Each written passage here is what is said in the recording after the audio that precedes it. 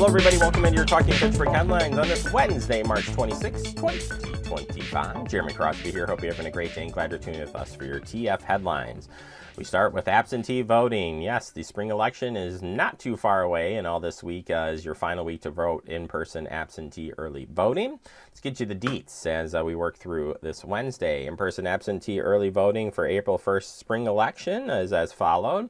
This voting will take place in the Fitchburg Room at our Community Center, 5510 Lacey Road, regardless of your polling location for Fitchburg residents. Hours, well, you've got today and tomorrow, so March 26th and 27th, from 8 a.m. to 4:30 p.m. And then Friday, March 28th, the last day to vote absentee in person, is 8 a.m. to 5 p.m. For additional information, you can check in at our website, fitchburgwi.gov. On our clerk's page, there is elections information, and of course, you can ask any of the election officials or our clerks for if you have any questions regarding the election.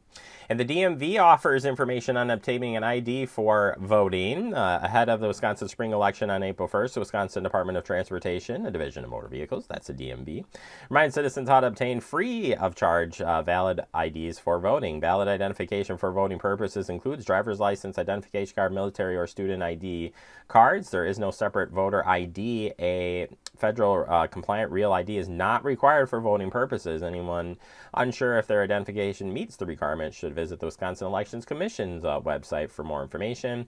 It begins with an online, you can go online and there's a list of requirement documents you need to have present at the DMV Customer Service Center in order to obtain an ID to show at the polls. Wisconsin dmv.gov/ID cards is where you can find that information. A process available for U.S. citizens free of charge to obtain a receipt and valid to take to the polling location if the ID card is not available at the time needed.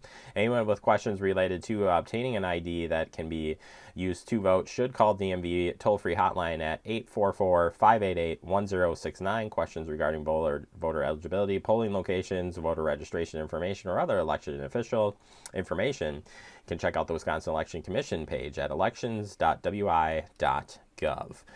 All right, we have the first of many brush and yard waste collections coming up. Yeah, it's already that time of season. Here we go. Brush and yard waste collection. Residents are provided with 14 brush collections, 4 yard waste collections between April and November. Residents must have their brush and yard waste placed at the curb by 6:30 a.m. Monday on the following brush collection weeks. Curbside brush and yard waste collection schedule is as followed. Our first brush collection, that's going to be March 31st through April 4th. How exciting.